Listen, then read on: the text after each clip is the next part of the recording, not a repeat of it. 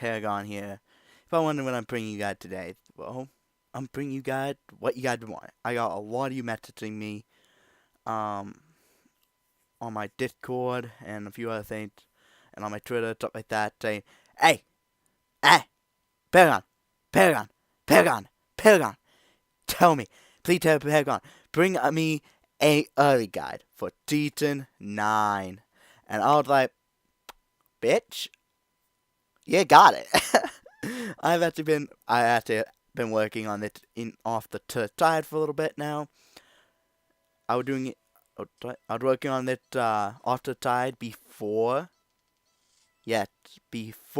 anyone even asked for it, because so you know, I've been playing a lot of her. I'm holding a 55% win rate on her right now.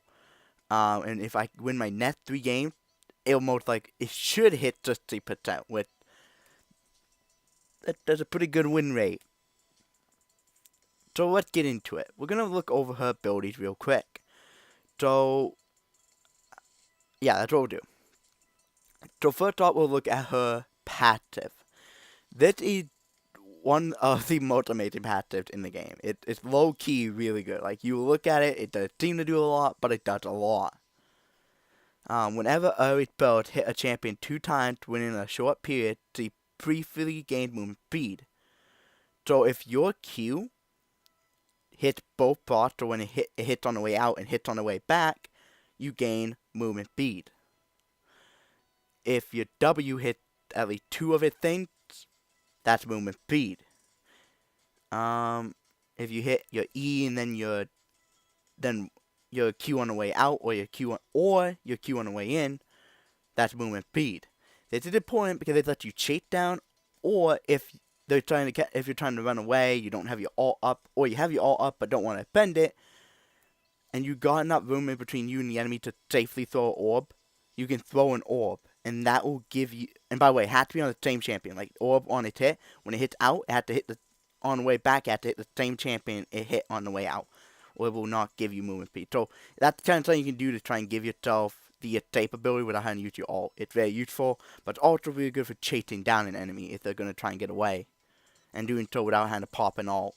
It's a pretty good ability, and it's part of her static play style. But that and her ult give her a stat, turn her from a charming mage into a devastatingly scary assassin. So I'm going to give you guys a rating. You guys are probably wondering tier list wise for patch 9.5 now that we're at the midpoint of the patch. I rate Ahri at an S tier mid laner. Yes, I've rated her that since forever now. Like, ever since I started playing the game, I rated her there because she came across to me as such a devastatingly, insanely good champ. I know a lot of people for a while have had her at A tier, not S tier, but they always say she's on the brink of S tier. She's A tier on the brink of S tier. And I was like, okay, nah, you got it wrong. She's S tier. She's S tier to me because every patch she seems to hold like a 53% or higher win rate with like a 11+ pick rate. To one of the highest pick rates in middle with like over 10,000 matches by halfway through the patch. And that's just if you factor in just to diamond games, like just to games from diamond rank. But if you factor in all of them, it's like 100,000 a time halfway through the patch. So that tells you she had a very high pick rate. She's very well picked. And she had and no matter where you look, she doesn't fall below a 50%. Oh, fucking notification. But she doesn't fall below a 50% win rate anywhere in any country at any tier, even in Challenger, which is really insane. Few champions are like that. She is a very consistent champion. She's a moderately tricky champion when you first pick her up, because she is tricky, but she's also extremely shot based. What do I mean by that? Well, 2 out of 4 of her abilities are still shots. This still shot, that can get blocked by a minion. Keep that in mind. This one is a still shot as well, but it cannot be blocked by a minion. So we'll go into the Q. Orbital Scepter, and this is usually what I start with at level 1. For your information, for those who don't know. Ahri turns out and pulled back her orb, doing magic damage on the way out and true damage on the way back. After earning several spell hits, Ahri's next orb hit will restore her health. So if I eat someone, I get spell hit. I get a spell hit for it. If I hit W, I get a spell hit. If I hit Q, I can get spell hits. Once you have 9, your next orb out, all enemies that I hit will regen your health. Which I love to, that's really cool. So, we're gonna get into it. This is important. It's hard to get it to hit on the way back, but when it does, you're doing true damage, so you're completely annoying armor and MR. It's just annoying all of that when you hit on the way back. It's important. Your fast fire, it will lead to 3 fast fires that lock onto and attack nearby enemies. This prioritizes charmed enemies, the last enemy you hit with an ability, or the last enemy you hit with a auto attack. If you haven't hit any enemy with anything, it will prioritize the nearest enemy. But if you've hit your Q, your Alt, or your E on something, and it recently done so, it will prioritize it. If you've hit multiple things with your Q, it will prioritize the nearest one. But it always prioritizes a charmed enemy. Speaking of charm, this is what makes her such an amazing champion. Ahri blows a kiss that damages and charms an enemy it encounters, causing them to walk harmlessly towards her and take more damage from her abilities. The damage increase is 20% at all levels. Let's see. But for every level you put on it, the cooldown on it, it becomes less, and the length at which they are charmed for lasts longer. So, what does it mean that they walk harmlessly towards you? Quite simple. What this means, it means they cannot use actives on items, summon spells, or abilities, and they cannot auto-attack you for 2.5 seconds if I recall right. I say about that amount. So they are charmed a pretty good amount of time. The charm lasts on them for about 5 seconds, like roughly that. Like you're both getting that kind of territory. So for 5 full seconds, you're able to do bone damage. For about 2.5 to about half that time, the full effect, they're unable to do anything. There are many times I've baited an enemy into coming close to tower. I charm them, I Q them, I W them, and then I just hit all attack them, and I ignite them before they get away. What will happen, sometimes, like the tankier enemy, they'll walk into tower, take tower damage.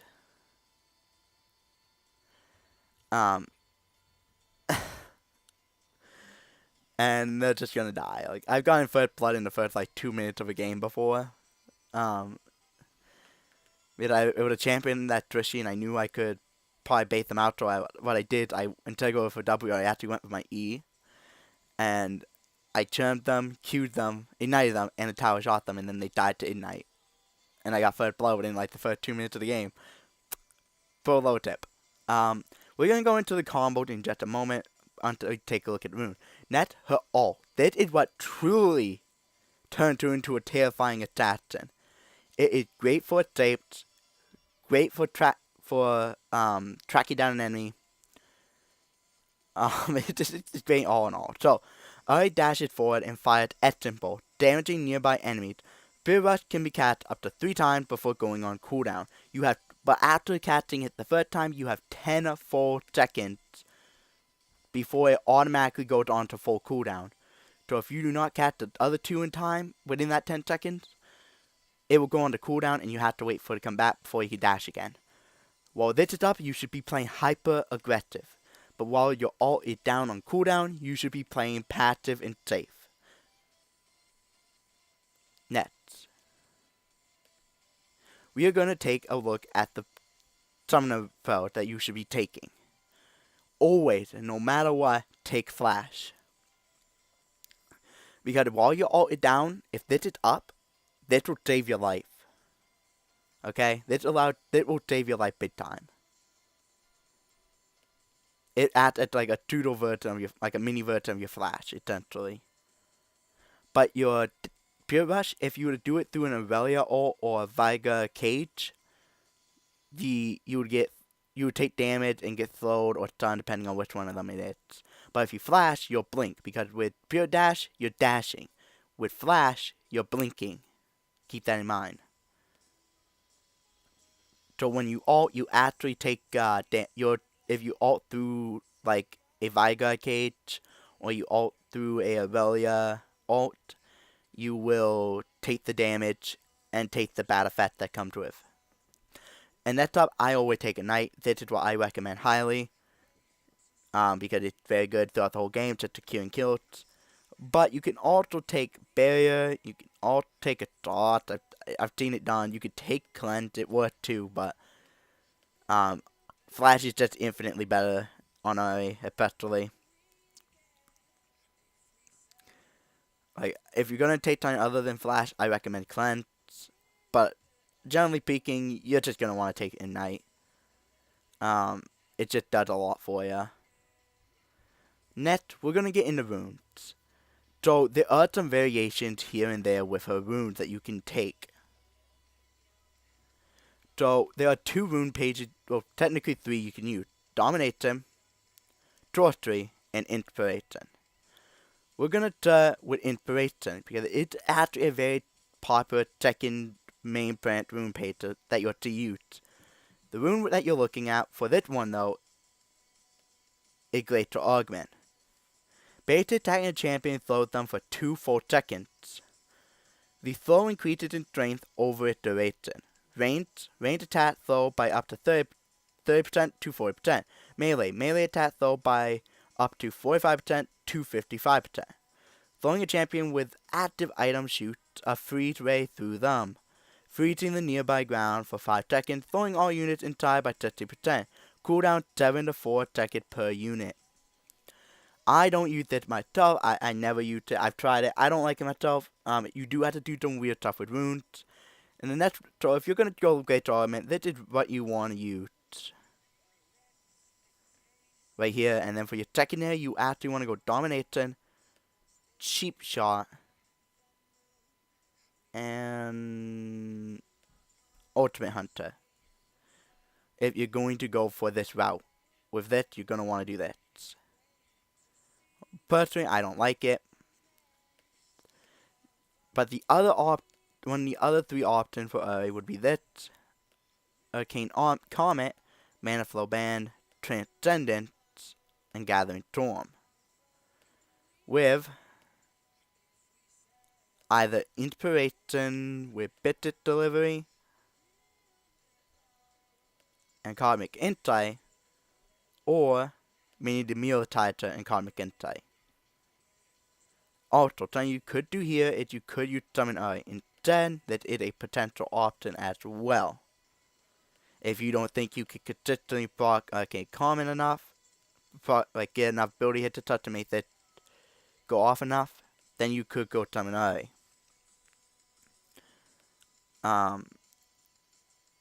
Next, if the secondary when you use that is this and that. So Domination with Taste of Blood and Rounded Hunter is another secondary option for the Sorcery rune page. Personally, in my opinion, this is what I would do for a secondary rune page if I was using Sorcery at the main page. But most popularly at the main page is Domination. There are 2 runes here that see play on Ahri for the Keystone. Electrocute, and most popularly it's Electrocute. Secondly, it's Dark Harvest. Now, I've screwed around with Dark Harvest. This is the most ultimate sailing rune you could take on Ahri. Damaging a champion who is below 50% health deals adaptive damage and harvests a soul, permanently increasing Dark Harvest damage by 5. There's no limit to how much you can increase it. Dark Harvest damage is 20 based on level, plus 5 damage per soul, plus 0.25 bonus AD, plus 0.15 AP on top of it. Cooldown 45 seconds, reset to 1.5 seconds on a takedown. Electrocute.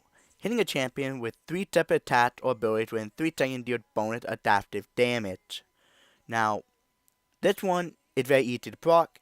You can pretty much just proc it off your W alone. Your normal E, Q, Alt, W combo will always proc it. Your Alt combo always proc it. It's very consistent to get off with a 25 to 20 second cooldown. This one doesn't have the same level of sailing as the Curvets. This one is 30 to 180, so that's more than the Curvet on base. It does 0.4 bone 80, while the Curvet does 0.25. So pretty much it's half of what it does. And it does 0.25 AP, while the Curvet does 0.15. So it's a drastic difference, but obviously if a game is going to last late enough, this will be better than Electrocute, because it will sail ridiculously so that you... But it only works against enemies below 50% health, but that ain't hard to get rid of because of the charm. But I prefer Electrocute. There are games where I've gone Dark Curvet, but honestly, I would say majority of the time you're just going to go Electrocute. First rune up, you can use any of these three here.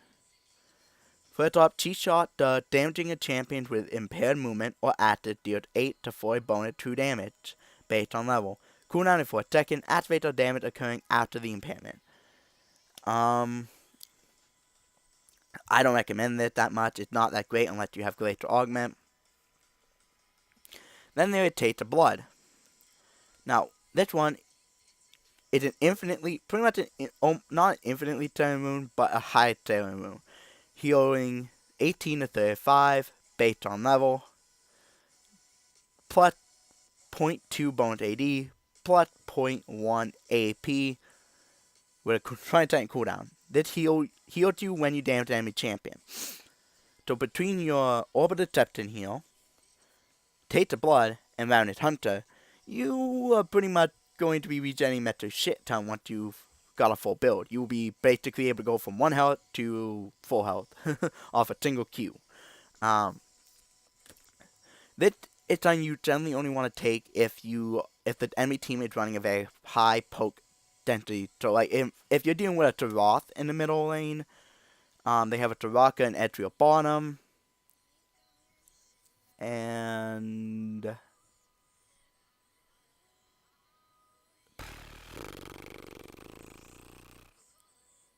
yeah, I can't think. Is there a good range jungler?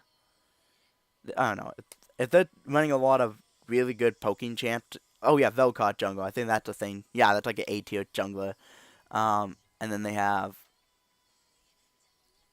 I don't know. That'll be enough. That's like 4 poker.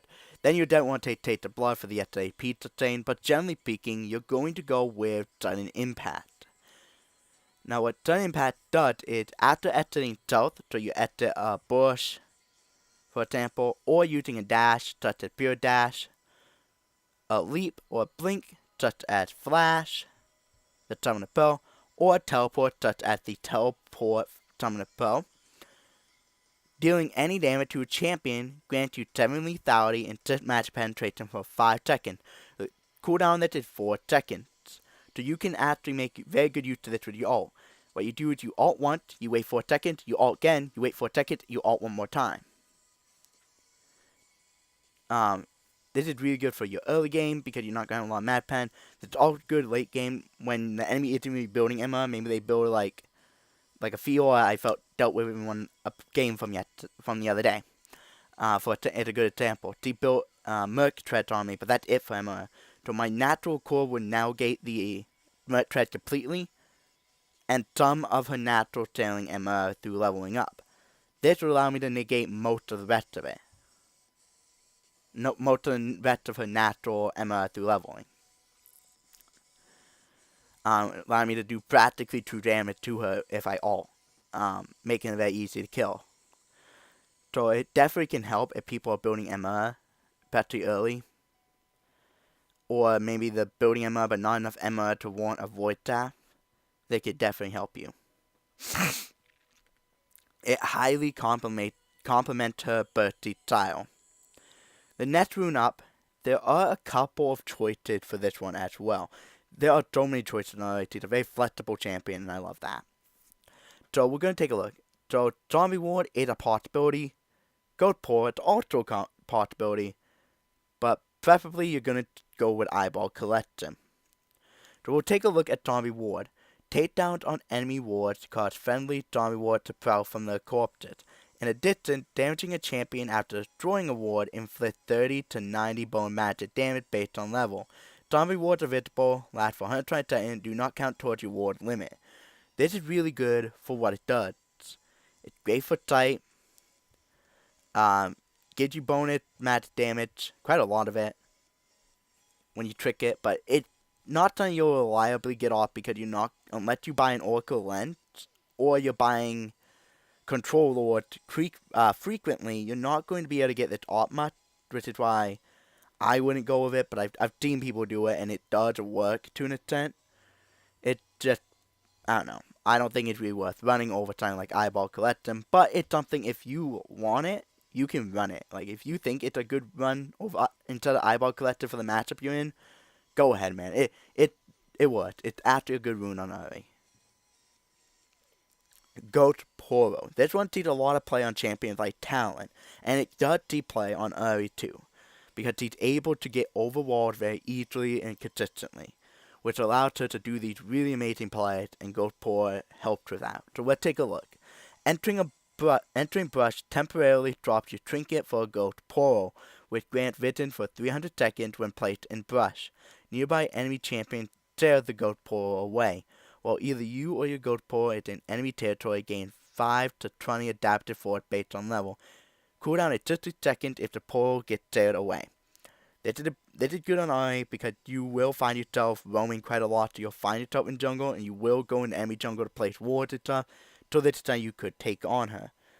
I don't use it myself. I've used it in a couple games. It works, but I prefer the next rune, which is Eyeball Collection. This one is a great rune on Ahri because it will make you just so much area, and it makes your late game way better. And on Ahri, she had a decent early game, a relatively good mid game, and then a very AF late game, making her just a well-rounded champ. And this rune just makes her late game even scarier. Collect Eyeball for champion and ward takedowns. Gain an adaptive bonus of point attack damage. Jesus, I get so many notifications. Sorry about that. Gain an adaptive bonus of point attack damage or 1 ability power per eyeball collected.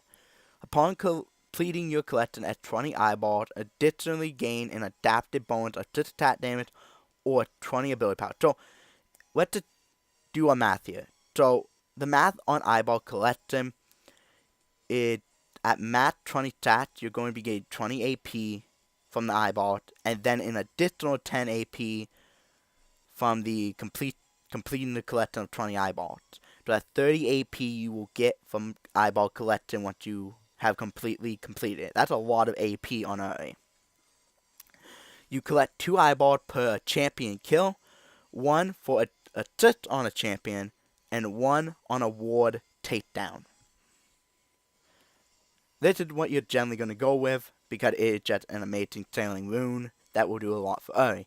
Now, for the final one, you have 2 primary options: Rounded Hunter and Ultimate Hunter.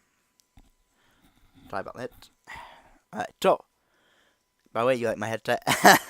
it's a cheapo, but it was. So, I don't think I ever showed you guys, but nonetheless, let's get back on task. So, Ultimate Hunter, we'll start with this one. Your ultimate gains 5% reduced cooldown, plus an additional 2% per Bounty Hunter stack. You gain Bounty Hunter stats, but for the first takedown on each enemy champion. So you can get a total of 5 stats of Bounty Hunter in a game. This rune, personally, I don't take it myself. And the reason why is because you don't need it. Because by the time you complete your 4th item and have 2 points into your ult, you're going to be having like a 40-second cooldown on your ult, basically. Or close to 40-second cooldown on it. And that means you really don't need Ultimate Hunter. Instead, what I prefer, and what a lot of other people do prefer on her, is Ravenous Hunter. Heal 4% of the damage dealt by your abilities. Healing is 1.5% plus 2.5% per bounty hunter attack. Healing is reduced to 1/3 for area effect abilities. So her Q. And that's it. So at max stats, you'll be getting, let's do the quick math. You ready, guys?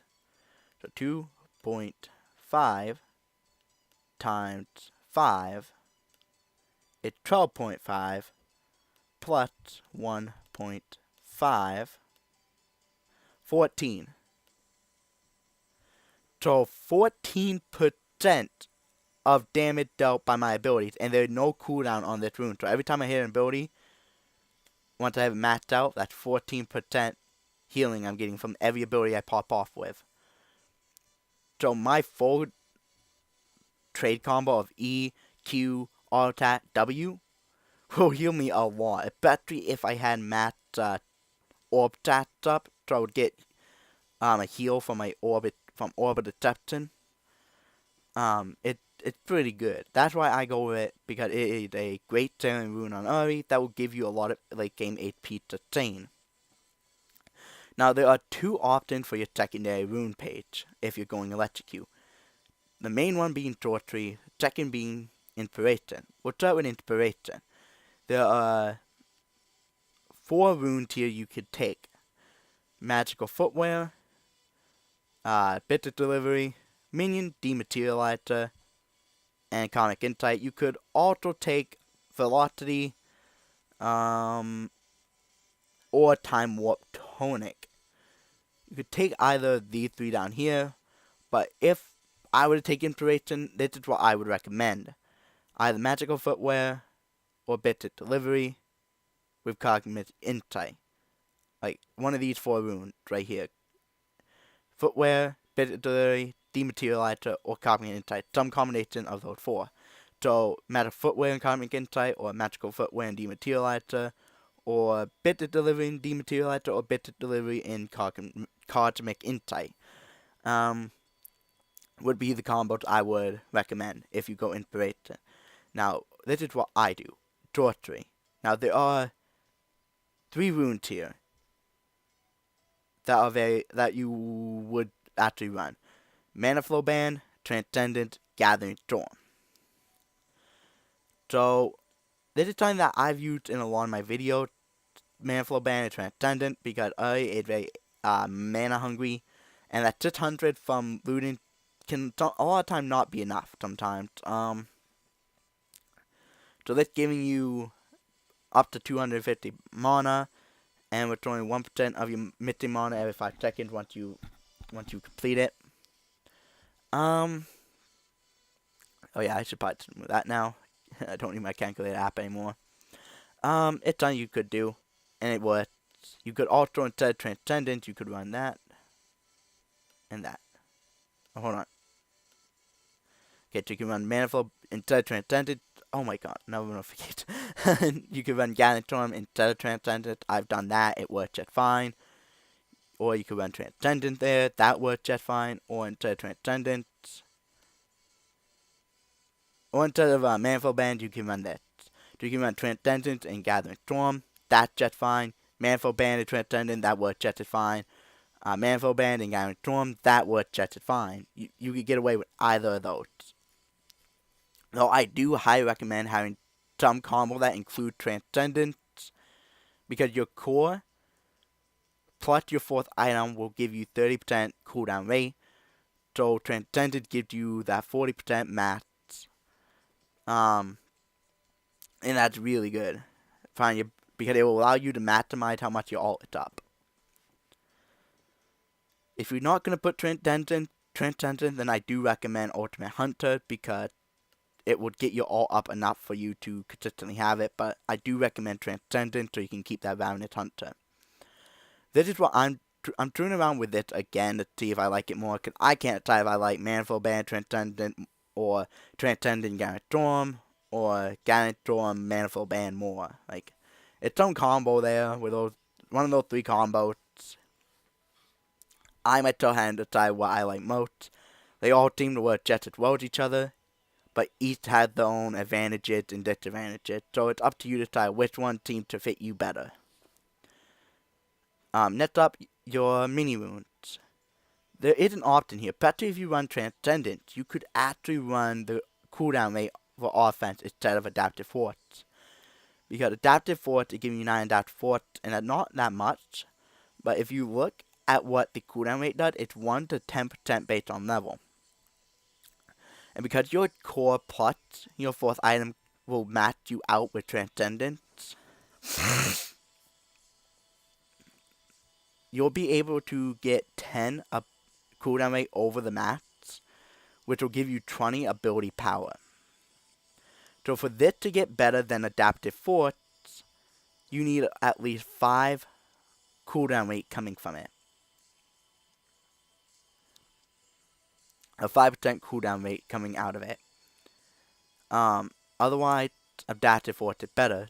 So that's actually why I use Adaptive Force instead, and it's because it's just as soon as the game starts, it's giving me that full amount.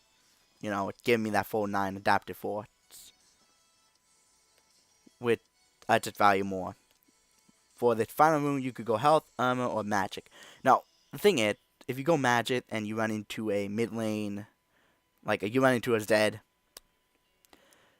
Magic Resistance ain't doing you any good.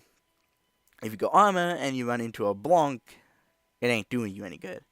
So I just go Health myself because Health is universal. It works against AD, works against AP, it doesn't matter.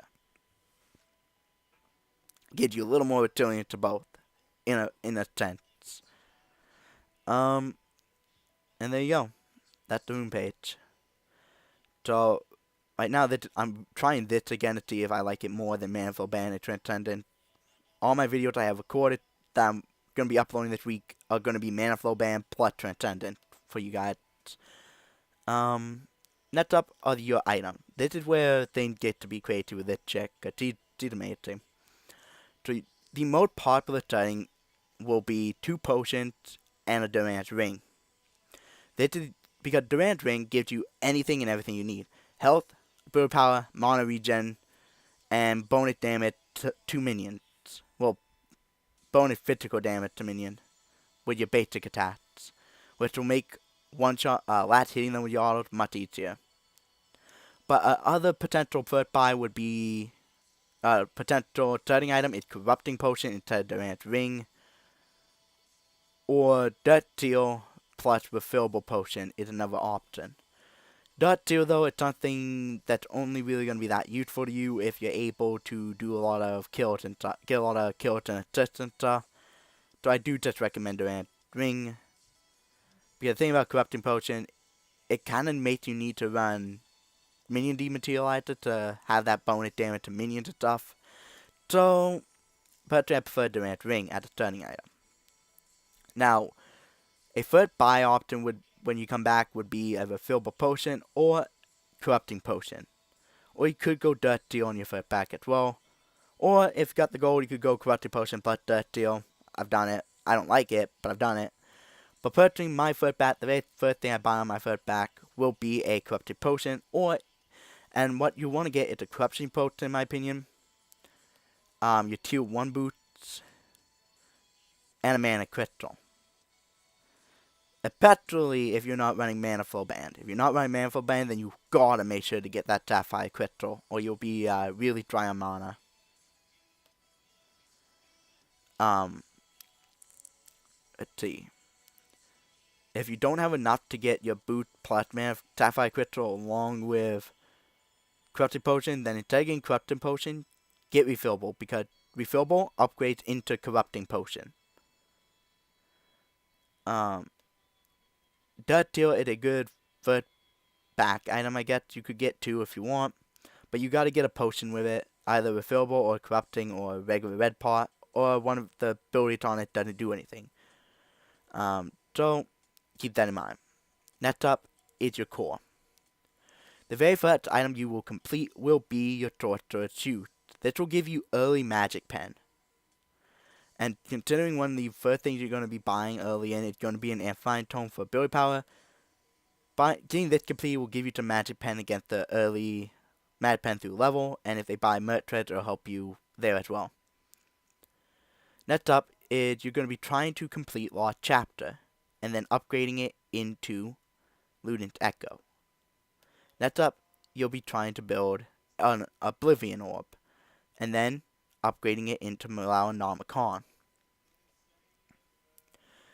Alright, let's get into that. So, your very first item power pike of the game will be Couldnt Echo. Your second will be Malanonomicon. Every time you get a complete item, that is a power pike on Ahri. That is a huge power pike on her. Couldnt Echo, massive power pike, because of its extreme bursting potential, plus the cooldown rate. Next, your Nomicon, because of the 70 build power, 300 health, 15 mana penetration, plus mana damage dealt to champions, inflict them grievous wounds for 3 seconds, which will drastically stunt the ability to regen health. So Vladimir, Volibear, Garen, regenerating through health pots, stuff like that, will all be stunted. Also, Nami's ability to heal someone with her W if they have grievous wounds on them, it will stunt her ability to heal with her W. This right here, on completion of your core, you should be able to pretty much, in most cases, 1v5 the enemy team. Yeah. That's how strong she is when she completes her core. But, next up is your fourth item. It can either be a Rabadon or a Tronia. I always go Tronia myself because it just makes you harder to kill. 75 build power, 45 armor, 10 cooldown reduction, plus the taste that you active on it. The very first piece that you should be buying is the stopwatch in most cases, because especially if they have execution based ult such as Lutz, Jin, Curthis, so on. It will allow you to freeze yourself and avoid death by them.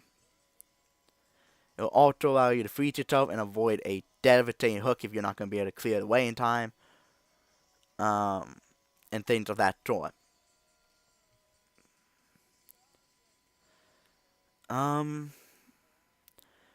But if they don't have anything that makes stopwatch worth it, then you, in most cases, will get a secret good for the armor and ability power.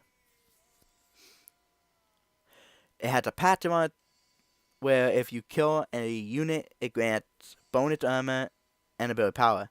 It stacks up to 30 times. There's also Fiendish Kodak that you might start because it gives you the cooldown rate and it gives you 35 ability power. It's all up to you.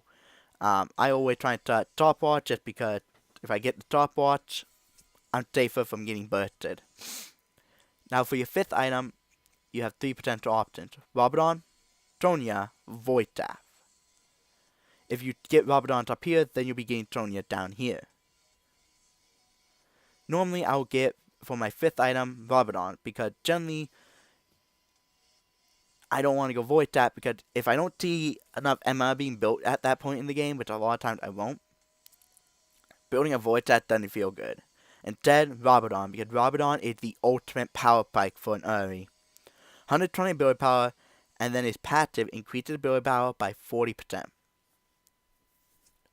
Getting this will super spike your AP way up. And then for your sixth item, once again, it's these 3 items. But if they're not building enough MR, if you don't have 2 more people attacking MR, then it doesn't really feel good building a Void Staff. So what you do instead is you could build something from what I call the potential items. If they got a lot of AP, build a Banshee, which will actually, if you have Transcendent, it will give you cooldown rate into it, which will give you AP. Or you could go Proto Belt for extra health, build power, and it had cooldown, so it will play into Transcendent.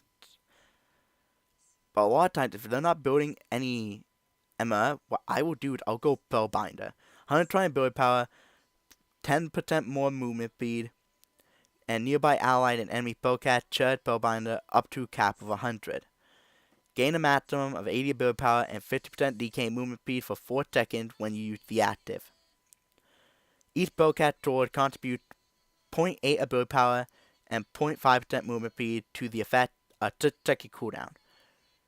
So it does the 80 ability power and a 50% DK movement speed for Tekken. But then because each Polecat you have stored will increase even further, allowing you to this is another massive power spike item on Ahri. So if you don't need to buy Void Staff, buy this in most cases, because this will be another mega charger that will allow you, without even using the active, to basically have almost 1,000 AP. Thanks to Rabadon plus this. And then when you bust this off, you're going to hit over like 1,000 AP for a short period of time. So it's a nice little power spike item if they're not building MR on you. If they are building MR, then it's going to be effective except for when the active is up. Otherwise, it won't do that much, so instead, Void Tap would be better. Another potential option would be Crystal Scepter. Damage approach and abilities reduce enemy movement speed by 20% for a second. Another potential option would be LYN to Torment in the case because ability power, HP, 2% more damage for each second in combat with a champion, 10% maximum, and Pearl burn enemies for 3 seconds, dealing max damage equal to 1.5% of the max health per second. Burn damage increased to 2.5% against movement impaired units. Or a Lich Bane. 80 build power, 7% movement speed, 10% cooldown reduction, which once again feeds into Transcendence. 250 mana, which obviously is great.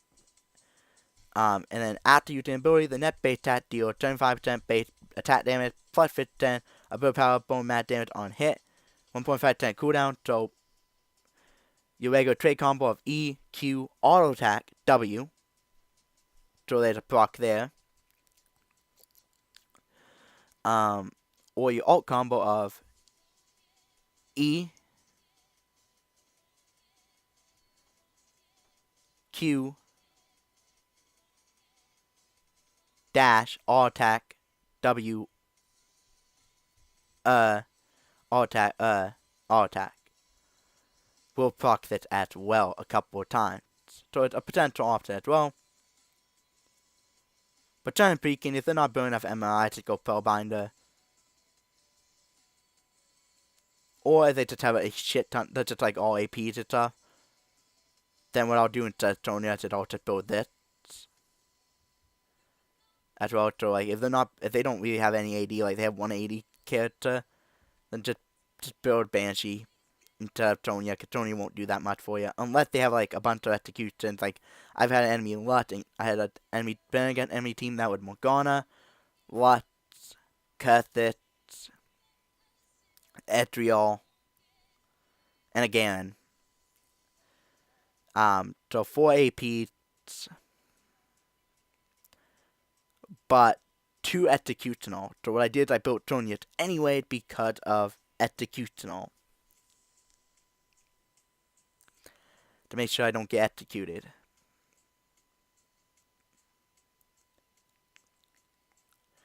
And that's about it for your items. So the Magi, by the way, it's only there because if you vert back for Death Steel, then it's just there as an option upgrade Death Steel into later down the road. And that's it for the items. Next up, we are going to get into matchups. So counterpit to Ahri would be Veigar, Annie, Nico, Drain, Kalista, Jin, Matty, Katarina, and Sylas. Is that it? Oh no. Okay, there we go. Atir. These are the champion that will definitely be problematic for you, but they are still beatable. And that's why I like Ahri, because there's no champion in the game that just said straight up, you have no hope of winning Ahri, which is great. It's just, you gotta play those matchups right. Next up, the champions you counter. So, Nico, I don't know what, Nico bottom counters us, but Nico top is a little bit different than Nico bottom in terms of build. And we can counter her. Leona support, Alistar support, Katai ADC, Akali mid, Nat to top, Heimdallr mid, Morgana mid, Lutz mid, Cassiopeia mid. But they're not all the ones we countered, there are a lot more, so I'll hit the view all. So you can see every single one we are countering. Akali, Heimdallr, Morgana, Cassiopeia, Lutz, Zoe, we also wait. Yeah, okay. So yeah, I don't know why Tyler was showing up as a counter threat. I don't know. That's why I don't trust that page. I go and look here because sometimes it doesn't show things correctly. So this is why, as you can see, some Cassiopeia definitely a meta relevant mid laner. Zoe as well.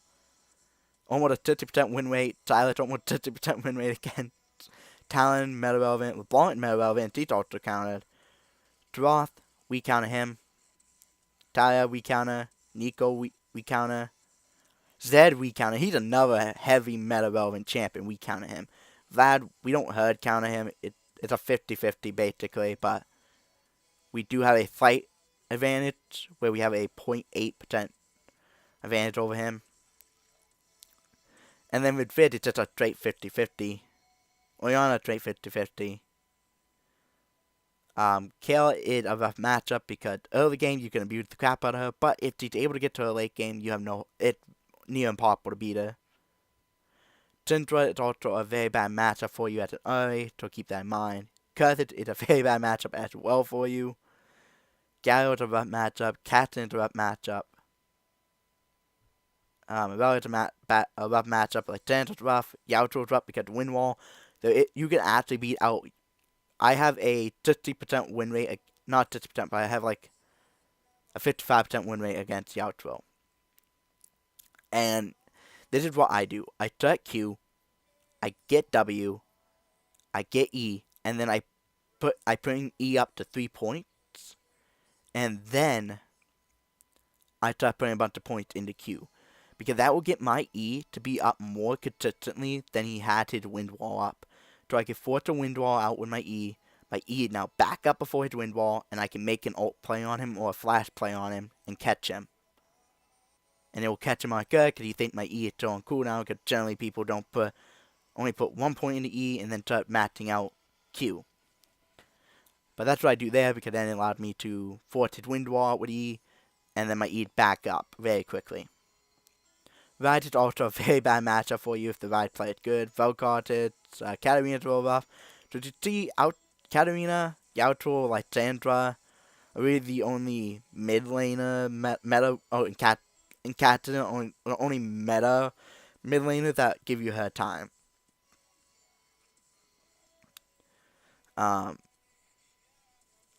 Zoe, Cassiopeia, Silas, Talon, LeBlanc. That's 5 out of the pretty much the best mid laners that are completely countered by you. And with Talia, this pack coming back into the fold a bit. Also, you kind of Zed, that's just of the basically like upper A tier to S tier mid laner that you are countering. That's pretty good. But now we're gonna take a look at who he pairs with. This is very important. So Ahri is weak with each champion. Top lane Jax, ADC Jhin, top lane Fiora, top lane Gangplank, support Karma, top lane Renekton, Alistar support, Kayn jungle, Galio support, and Ezreal ADC. Those are the champs and the positioning that doesn't work well with Ahri. But Ahri is strong with ADC Nico, top lane Riven. Keep in mind, Riven is the best top lane right now. Nico is one of the better ADCs right now, even with the hot fist on her. Camille top, which is seeing a lot of play right now, and it's doing really well. E jungle, which is doing relatively well right now. Elite 80 bottom lane James, which is doing really well right now. Udio jungle, which is actually pretty good right now. Tintao jungle, which is pretty good.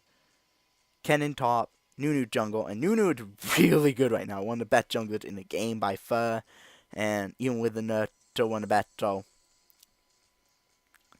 and these are just the ones that you pair extremely well with and extremely bad with. If you don't see them here or here, it means that he doesn't pair weakly with them or particularly overpowered with them. So he just holds a flat, even win rate, flat lose rate with them. Next up, the also very important combos, because there are a lot of them. So let's get into them.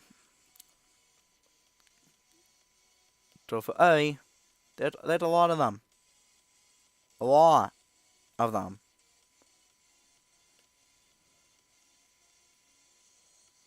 Yes, a lot of them. So, you ready? So, top priority is R, Q, W, E in most cases, except for when you're against something like a Fidge or a Yautro that are very good at avoiding, have a tool that makes it very easy for them to avoid your E.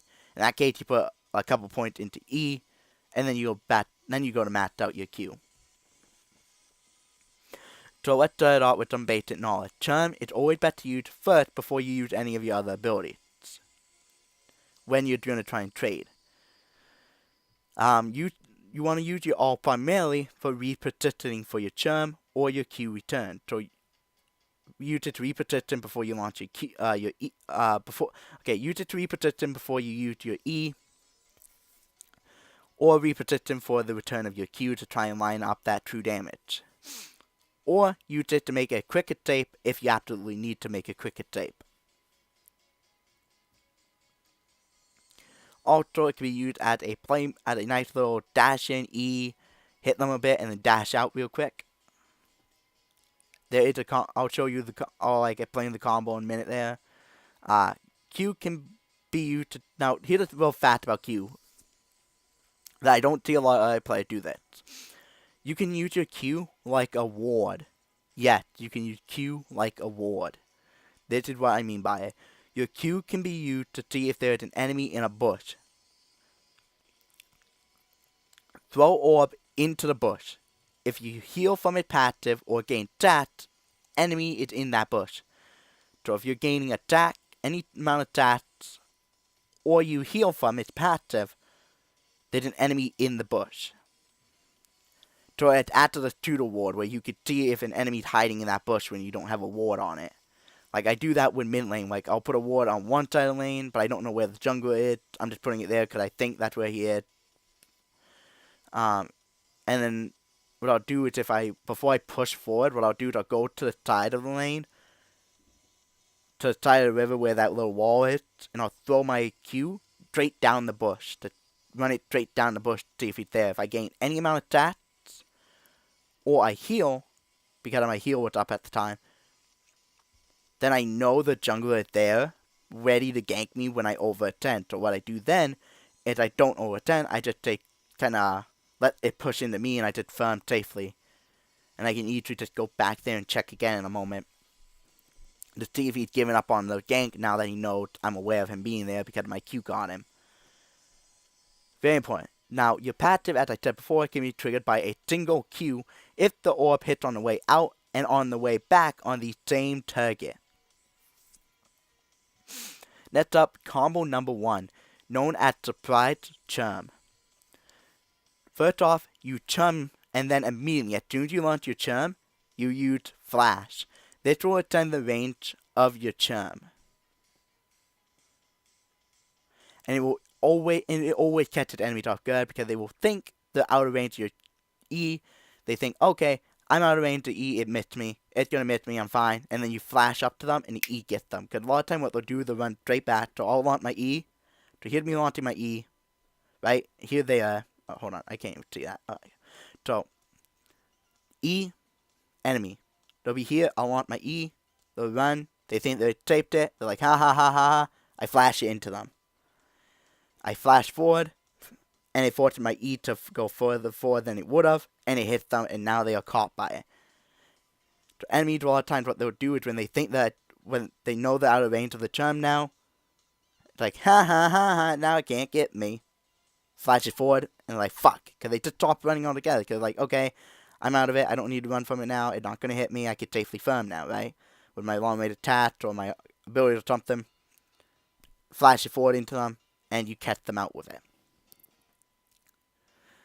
It can also be used if an enemy thinks, okay, I'm standing too far away for the charm. If he launches it, it will miss me. It won't come close enough. So I'm fine here, right? Flash, then E. So you can catch enemies off guard. They think that they're standing so far back that your E won't be able to hit them if you launch it. Nice way to kind of catch them off guard. The main trade combo with Ahri, post level 3, is E, Q, auto attack, and then W. Also, if you miss your charm, do not try and engage. If you miss your E, it means the engagement to fail. Don't try and engage. Also, make sure Q is what you throw first because Q takes longer to do much for you. And you want to make sure that throw under effective charm when it comes back to get the most out of it. Because Q is the hardest ability you have to hit. Well, not on the way out. On the way out, it's easy enough. But on the way back, hitting it on the way back is difficult. So your E will make it much easier. Charm makes it much easier. This is your ult combo. So the two main combos you need to remember are as follows. These two right here are your most important ones to know. There's also this one. So your three most important combos are right here. These are the three you have to know as an early player. The rest of them going down this list are optional ones that come up sometimes, but you don't need to know in order to do well. It's just good to know them so when the options come, you can make use of them because they're very good to make use of when the options are there.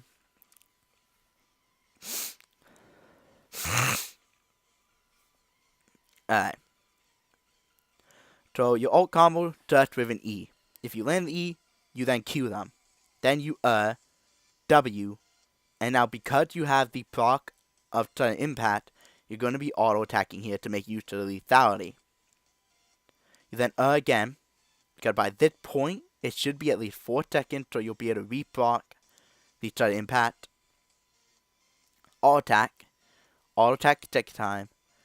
And then by the time you auto attack the second time, you'll be good to proc sudden impact yet again. So then you again. And then you auto attack after that final So I should put that in actually. Well, I actually don't. I'm not good at that. So now this is what you can do with it. If you're not lined up to do this combo because you're not lined up to hit the E, the combo can, instead of end with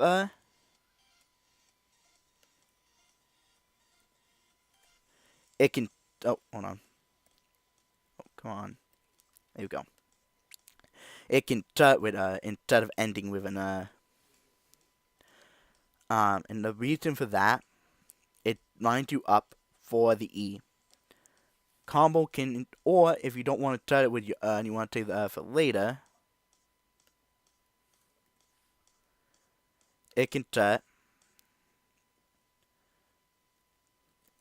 with flash.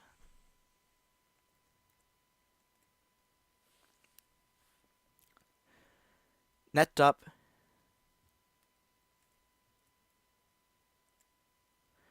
is the deceptive charm.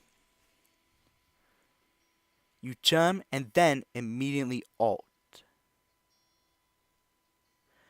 This will catch, once again, it catches enemies off guard. But this is not a blink, this is a dash. So it does not extend the range of charm. Keep that in mind. Your charm is not going to get an extended range. The purpose of this one, and the reason this one catches people off guard, is it hides the charm.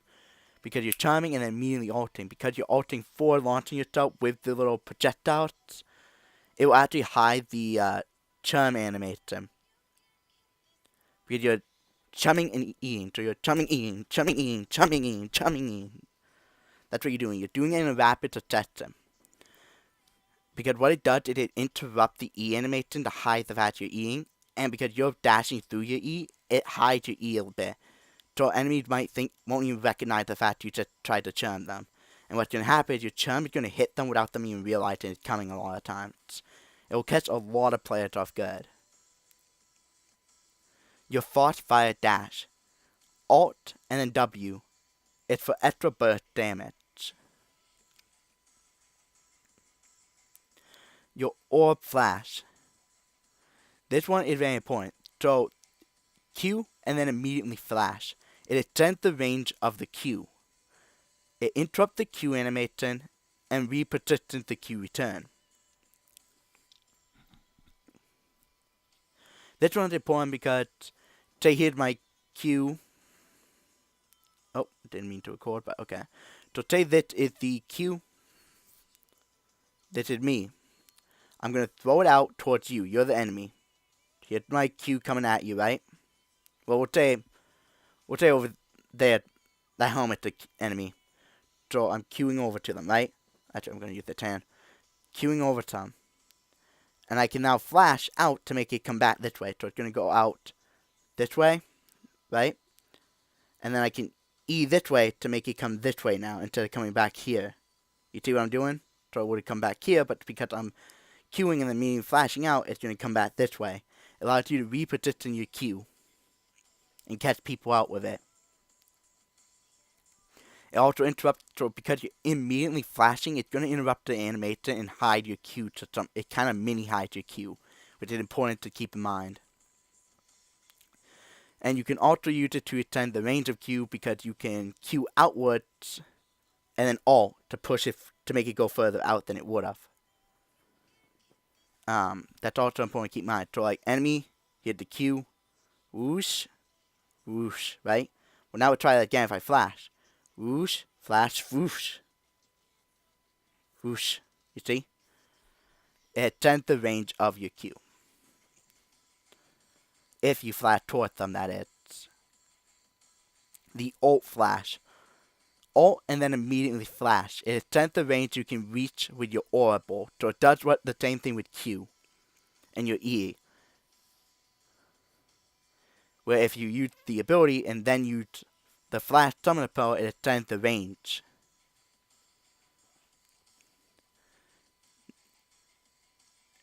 Huge gap close charm. This one is actually, even though it's not classified as one of the 3 important combos, it is still a semi-important combo to know. The huge gap close charm. You alt, charm, and then immediately flash. You won't get damage from your first in most cases, but it surprises enemies who are really far away. So we'll say this is the enemy. Can I turn that to cover more area? Hold on. Okay, ready? We'll say here's the enemy. Yeah, here's the enemy. Alright. Here's our charm. We'll say it's way over here. It would go to here. Right? But what if we flash? So here, flash. Nope, still too far. Okay, so this is where we alt, flash. The alt, as I said before, will not extend the range. So we flash, so we launch it, flash. Hold on. Am I remember this right? Sometimes I forget it. Oh, okay, you do the thing first. Okay. So we flash, E, it won't go further forward. It won't extend it. But if we alt, E, flash, it extends the range. Keep that in mind. As I said, you'll miss out on the damage from that first but for an enemy who's very far away and very far out of your reach, Alt, E, flash. It will extend the range of your charm and catch them out, and then from there you still have 2 more alt uses you have, plus your Q, W, and all attack combo, which will generally kill them. And finally, the drive-by, which is charm, Q, W, They need to be in range of the charm here. Does a lot. The combo, so the advantage of the combo, it does a lot of damage in 1 second. It's great for tapes, perfect for finishing an enemy, or bursting trishies and getting away instantly with almost no risks. It can be performed when out of range of charm, simply by flashing first or using alt to get into range. So, let's perform it. Alright. You ready? Alright. the drive-by. We'll say, here's the enemy. Here I am. And we'll say, here's a wall. Here's the enemy on the other side. His finger. That's coming out over the top. Here I am. What you can do here is you charm them. Foofs. So now they're caught by charm. You cue them through the wall because since they were in range of the charm reaches further than you cue, but because you charmed them, they're going to walk towards you a little, which will get them in range of the cue. Then you in, then you W, then you back out, which will hit them with the bolts on the way out. Then you can also do here is you can also check your time before dashing out. So you can in, W, again for more damage, attack, and back out. Great for safe and taking people out while they're under turret without dying. Without dying in the process. And as I said, it can start with a flash or an all to get a flash so you can flash first. So we'll say with the outer range of your charm, you can charm and then flash it into them. Or if you don't have flash, you can alt in and then charm them. And then perform the rest of the combo. Very useful. And that does it for her combos. And that does it for this video. I hope you guys did enjoy. I think I've covered everything I was planning to cover in this video. I think so. Alright. So, I hope you guys enjoyed. I hope that was helpful for those of you who want to pick up Ahri going into the remainder of Season 9. I know I'm going to continue playing her. Lots of fun. Yeah, that's everything. Anyway, look forward to my gameplay video that I'm going to be doing of her in a little bit. There's going to be a bunch of them coming up this week. So I hope you guys enjoyed those as well. And I will catch you guys in the next one. Peace.